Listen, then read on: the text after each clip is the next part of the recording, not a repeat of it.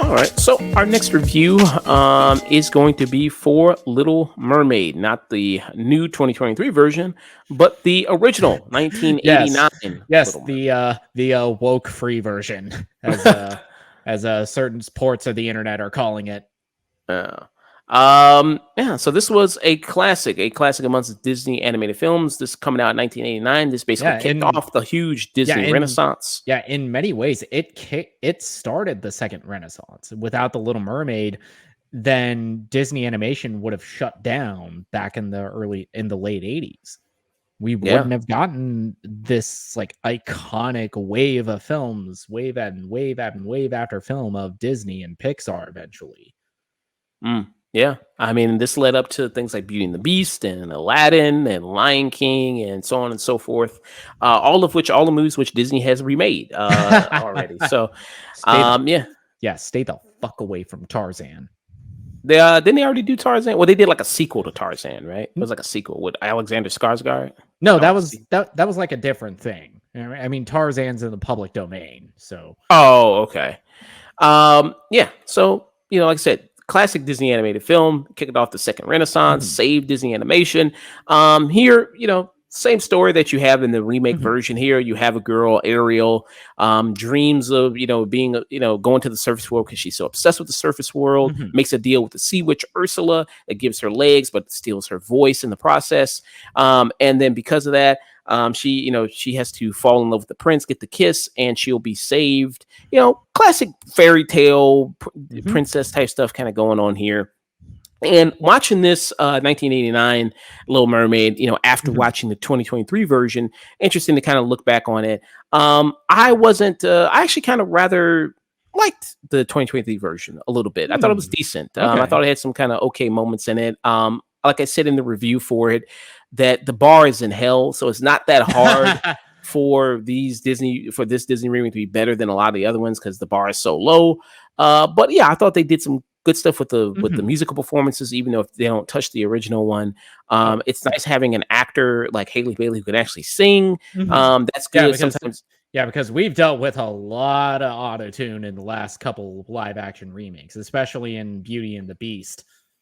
yeah. Like I said, some like Beauty and Me when you have Emma Watson who's kind of talk singing her way through Mhm. things. Here you actually have a And person who can and I actually sing. yeah, and I think the worst one, which was The Lion King with Chiwetel Ejiofor, who Yeah. I love the guy, but singing was not one of his gifts.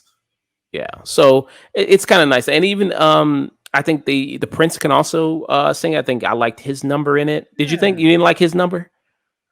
I I was just kind of waiting on the next one. It's like, when's Hallie coming back? That I thought entire number. I thought I thought on his own, Jonah Howard King, I think he has a good singing voice, just not for the style of music that song was for. Because that is mm, kind of going for that orchestral kind of Broadway style. Meanwhile, his voice fits more like an alt rock kind of beat and kind of cadence to it. yeah. Well, he does have a band. I think Mhm. he is in a band. So it kind of makes sense. Yeah, I kind of see your point there. Yeah, But yeah, his voice fits more opening for the 1975 than it does singing in The Little Mermaid. yeah. And with Little Mermaid 1989, so this was also an Oscar-winning film. It won for Best Mhm. Original Score and Best Original Song for one of my favorite Disney songs, "Under the Sea," which they did here, which I absolutely do love. Mhm. So going back and watching, it's a much shorter film. It's only an hour and like 27 minutes, not like 2 hours and 15 minutes. Much kind of Yeah. shorter film. Which why the fuck you need 2 hours and 15 minutes to get all of those beats of The Little Mermaid down? Yeah, they got it. Well, they have to add in all that extra stuff in here that they got to kind of throw in sometimes in these remakes that are very Mhm. unnecessary instead of just getting to it. But yeah, so it's a shorter film, and it being animated, it just like I said. I mean, when you go to Mhm. remake, it's like when you have a fish, you're trying to make it look like a real flounder fish or a real crab. It just looks Mhm. fucking weird when it Yeah, starts talking and moving around and everything yeah, like that. it's like and I dropped a fresh out the theater review for it on my TikTok and my Instagram at Night and Day Nick. And I don't really have an issue with the remake. It's just that when you take something from animation where you have so much more tools to get characters to emote and you translate that to live action, animals can't emote. That's why we animate them. Yeah. Yeah. It's And why it's the it's why the Lion King remake falls so flat on its face because it's basically just Planet Earth with voiceover. Yeah, it's basically you're watching Animal Planet. I mean, you might just be watching Animal Planet there at that point. So yeah, I mean, so you kind of have her, Scuttle and Flounder and Mhm, Sebastian in this, and then you have her animal that it just looks better animated when you have that. mhm. I think her father, King Triton, in this, who I forgot in the original, like he also had a bunch of kids in the original. I forgot that that he had that, and they don't look the same. Like the one's Mhm, darker than the other one. You have one that so it's not just pure white that they all look like. Like mhm, there's some that look tanner than the other ones. mhm. So I Yeah, kind of and forgot that as yeah, well. and there's more than 7 mermaids because that was an issue I had in the remake because all the scenes in Atlantis before Ariel goes to the surface, it's literally just Triton, the fish, and her, like, 6 sisters. You don't see any other mermaids until, like, the very end of the movie. I was like, "Where the fuck were all of you at?" Yeah. Um. Yeah. So I kind of like 'cause I kind of forgot that was in Mhm. the kind of the original version there of the film. So yeah, Yeah, and yeah, apparently they the all have the same mother, I guess, which I don't know how that works per se, but okay. I mean, recessive genes are like a thing, but not to that extent, I don't think. Yeah. I'm trying to see if I can pull up his children there. But yeah, yeah, so yeah, let's go with it, I guess. And of course in Disney fashion, the mom is always dead. A parent is Oh, always of dead. course. Always has to be kind of a thing there. But he's more expressive, King Mhm, Triton, in this because he's animating his hair, the way his hair is flowing in the water, mhm. and everything like that. Except for like Javier Bardem, who's just kind of like he's not terrible to me, but he's just kind of And flat. he's Bardem is playing it as regal as possible, and unfortunately, because of that, he's playing it so stoic that because he is acting against nothing essentially, he doesn't really get much room to breathe as an actor. Mm, yeah, and I kind of for me, it just kind of felt really flat Mhm, and just really not as not as interesting to watch there as kind of the animated mhm. version. Yeah, Uh, I wasn't sold on Bardem until the very last scene of him and Ariel's but goodbye in the remake. That was mm. like the moment. It was like, oh, okay, now you let this man act. Yeah. Um, with the prince in this, the prince has never been the selling point with any of No. these Disney movies. He's always just kind of a blank kind of slate. Yes, Mhm. he's noble and good and kind and Yes, whatever. he's noble, good, kind, adventurous, and he's hot. Yeah, you know. So that's kind of always been. So he's never really been. The prince has never been the selling point of these movies. How did you like the prince in the remake? The remake, I did kind of appreciate that they gave him much more of a character besides just the hot guy that Ariel wants to kiss for most of the movie because he is a genuinely curious soul. He wants to go out and leave the kingdom and explore and see the world. And I thought that was an interesting take and kind of something that made him and Ariel's relationship more believable, even though for like most of the Little Mermaid, by the nature of that story, Ariel is mute for 2/3 of it. So she basically, so in credit Halle Bailey, she basically has to sell that entire dynamic without being able to speak a word, and she does that admirably. Yeah, yeah. It was fun watching Haley Bailey, on screen. I said it. She's got kind Mhm, of, the camera really loves her, mhm, and I think she's really gorgeous in the movie and mhm, really plays that really well. And yeah, I mean, so yeah, the prince in this, I mean, that's never really been like I said the selling point. In a mhm. lot of these Disney Yeah, movies. he's basically a dick in the box to be won at the end of the movie. Yeah, I mean that's kind of what it is. And like you said, for the character of Ariel to not speak for 2/3 of the movie, to have her voice stolen by Ursula. Um, and how did you like? Well, I've seen the animated Mhm, version very recently, but mhm. Ursula in this obviously iconic villain for Disney. Oh, Um, yeah, and she is yeah, she is one of the most iconic Disney villains. I mean, poor unfortunate souls get sung at has been sung at every single karaoke bar I have ever been to in my adult life since I have been 21 years old. Shit is iconic, and the performance of I'm trying to remember the name of the actor is lives on in history. And for what she did, I thought Melissa McCarthy actually did really well as Ursula, and kind of taking that character and making it her own. Yeah. And yeah, I mean, I would say in live action, the tentacles look a lot more creepier Mhm. than Yeah, it does in it. it's like the tentacles kind of have a mind of their own almost. Yeah. Like kind of like Dr. Octopus or something like that. Like Mhm. it's like, yeah, they kind of got a little bit of a mind of their own sometimes. Oh, and Uh, Pat Carroll, who played Ursula in the '89 version.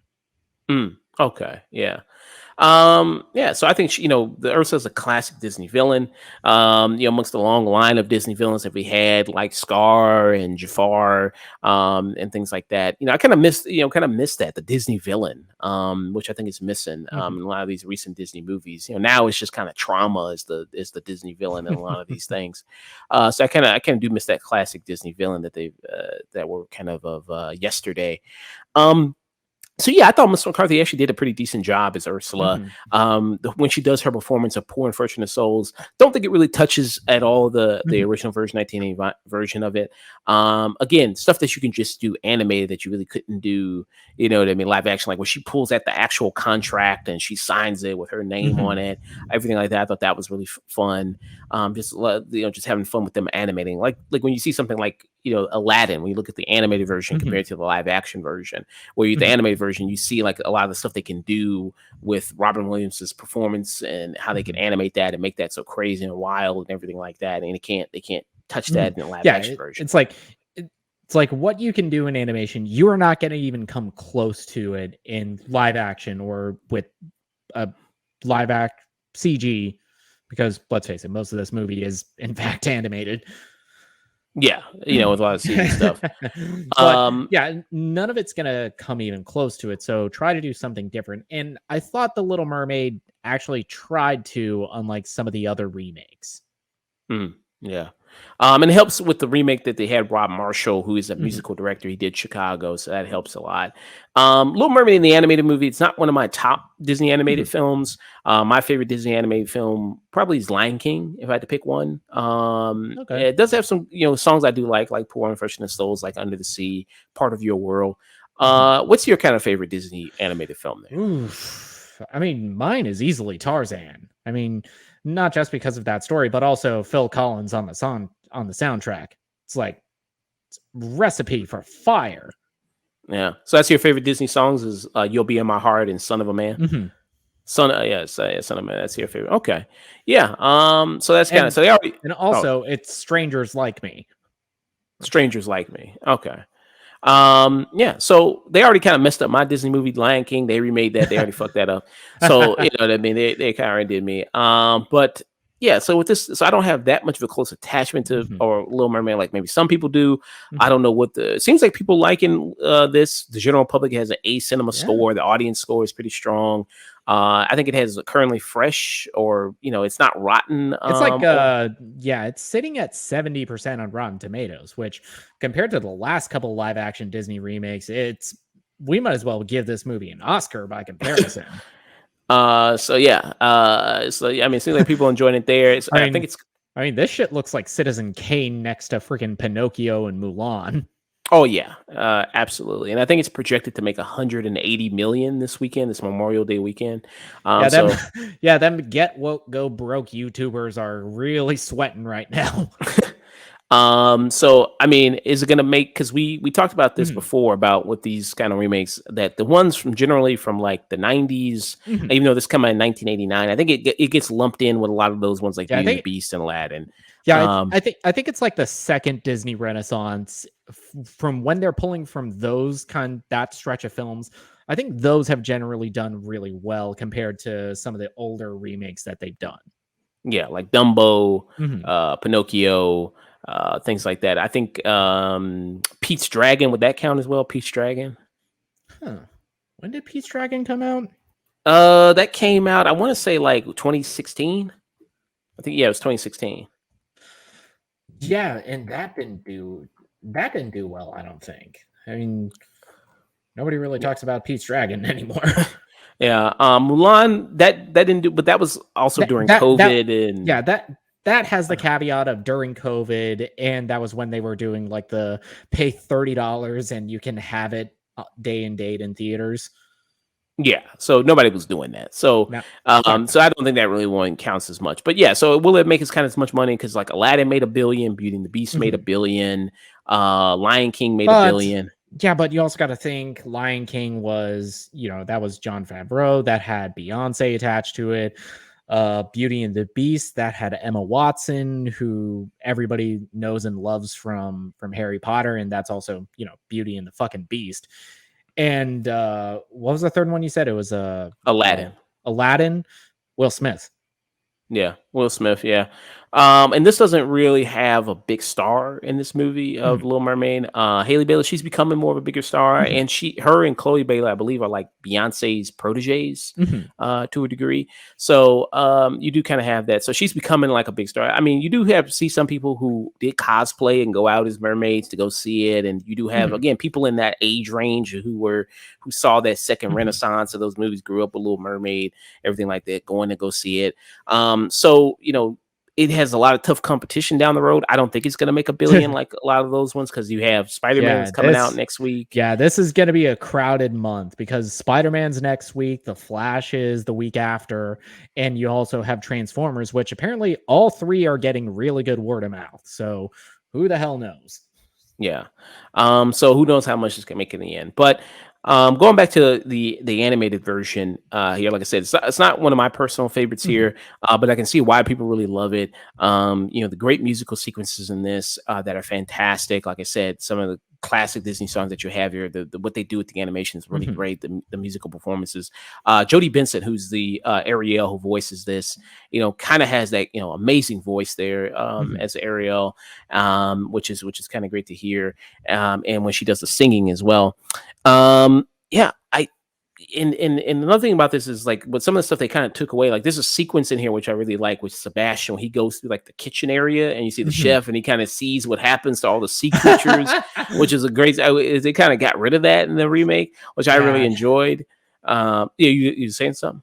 yeah, they touch on it very briefly in like there's an added number to the remake. I think it's called The First Time, and it's pretty much about Ariel experiencing stuff like being able to walk, seeing the human world for the first time, and they have like I think half a line about kind of like, yeah, they eat fish up here. Yeah. Yeah, well, she sees kind of that painting on the wall there, and like the hanging of the fish, yeah, gutted and everything like that. Yeah. Hey man, they taste good. I mean, hey, what can you say? They taste kind of pretty Shit, good, man. shit. I live in the South, man. You ever been to a crawfish boil? Mm. Yeah, it's yeah, they taste pretty good. So yeah, which I thought that was a fun sequence they kind of got rid of in the remake and everything like that. Yeah, Um, and of course, lyrics in "Kiss the Girl" and "Poor Unfortunate Souls" were changed. Like the iconic line about "Never underestimate the power of body language" is taken out of the remake, mm, which I felt robbed. yeah. Which I don't know why a lot of these writers who wrote the original animated film, Mhm. which is also something that should come up, they don't get that much credit a I part of the mean, remake. Uh, Alan Menken was a was a co-writer on the original and the remake. He came back and worked with Lin Manuel Miranda to update lyrics and to do the music for it. And of course, the other original film's lyricist Ashman, excuse me, he passed away several years ago. He passed away in 1991. okay. Yeah, it'd be funny to listen to him work with Lin-Manuel Miranda with the Scuttlebutt song. I want to be inside. I would have been loved to be in a fly on the wall with him working with him on that song. Yeah, that was Uh, yeah, I liked the remake, but that was like the one song I was like, "Oh my god, you could cut this I don't know. Maybe I kind of liked it because Aquafina went back to her roots back when she used to be black.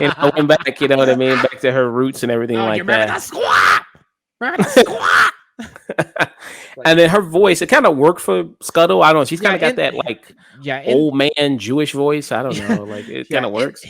in the movie, it works better than listening to it in the recording because I went back on Spotify and tried to listen to to the soundtrack of the remake after I'd seen the movie, and yeah, watching it in the movie it works, but listening to it's bad.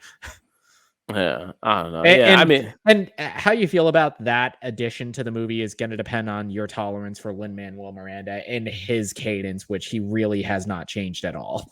yeah, you can tell. Like you don't even. Yeah, you can tell if you've listened to enough Mel Miranda songs. You can tell it's his Mhm. cadence, it's his flow. And this is That something, and I'm saying this as somebody that loves Hamilton and really liked in the Heights. yeah, and he's. I mean, I guess he's Disney's go-to guy because he also worked because he did Coco for them as well. He was That doing wasn't also. him. That was Uh, Encanto. oh, Encanto. I'm sorry, Encanto. I'm Mhm. mixing up my movies there. Sorry about that. Encanto. And then yeah. So he did Encanto for them. So I guess he's their go-to guy. Didn't he also do something else for them recently? Recently, I think so. He did lyrics for uh because there was this other Netflix movie he did. Uh, Fuck, what was the name of it? I Oh, like. that monkey, Oh, the monkey Vivo. movie, Yeah, Vivo. yeah. That He also we, did Vivo, which a movie I liked. By the way, yeah. uh, Um, yeah. no, I'm not seeing anything from him on Disney in the last couple years. Okay. Just Uh, a couple of acting stuff. He's been on Brooklyn Nine-Nine, SNL, His Dark Materials. okay. All right. So yeah. So you kind of had that stuff for him working with that, with the movie there, doing some new songs, working with some of the original writers of the old Little Mermaid film. Um, yeah. So, Marlowe's film said Scuttle was bad. Yeah, he hates Scuttle. Yeah, he hates that. Scuttle was butt in this movie. Yeah. I so I don't know. I kind of liked it a little bit. Like I said, Aquafina. She's got kind of the cartoon voice anyway, so it kind of worked. But again, I like a lot of the original voice stuff here. I would say David Diggs is an improvement over Sebastian. I Mhm. would say, and over the original one. I would say, just for Yeah, me personally. yeah. I think I liked Sebastian more in the 2023 than I did in the 89. Yeah. But that's just kind of me though. Mhm. Hello, Icon. Hello, how you doing there, man? Good for you to stop by. Yeah. So with this animated film, like I said, there's not much I can praise Mhm. this movie. Really, really legendary kind of animated Mhm. film there. And it'd be interesting to see people who really do love it, like the Little Mhm. Mermaid from 1999, and hear their thoughts on this new one. It'd be kind of interesting to hear your thoughts. So if that's one of you, please leave your thoughts Yeah. in the comments below. I don't think people is as harsh or negative about this Disney remake Mhm. as probably people have other been about, like you said, Pinocchio or Mhm. Mulan or anything like that. I think generally like Haley Bailey. People like Melissa McCarthy's Ursula. Usually are the two main things I hear Yeah, from the movie. yeah. It's the theater I was in when I saw the remake, and after Halle Bailey finished the first part of Your World, my audience got up and applauded, and I almost joined them. Actually, a lot of kids at your screening. Oh yeah. Oh yeah. It was like moms, a lot of kids, a lot of families there, and they were like on their feet, standing ovation. I thought I was at cons for a second. Mm. Nice, nice, nice. Did you dress up as a little mermaid, merman? Yeah, sadly, I got in pretty much went straight from work, so I was underdressed. Mm. Mm. Oh, shame. Yeah. So for a Little Mermaid 1989, I'd give it a tune in. For a Little Mermaid 1989. Yeah. Absolutely. The original 89 version is an absolute tune in. It's great. It's gorgeously animated. The songs on it are absolutely iconic. And I'm snapping my fingers along even listening to it now. No matter how many times I've heard Poor Unfortunate Souls on karaoke bars in my 20s, the second that starts playing, I start snapping my fingers like, Poor Unfortunate Soul. Yeah. Classic works. And it's also, hey, Disney Plus, you can watch it right now. For Their free. animation still holds up really well for a movie that came out, that many years, over 30 years ago, 40 Hey, to 40 years ago now. Hey, Yeah. 2D tends to age really well. Yeah. So yeah, tune in for Little Abs- Mermaid.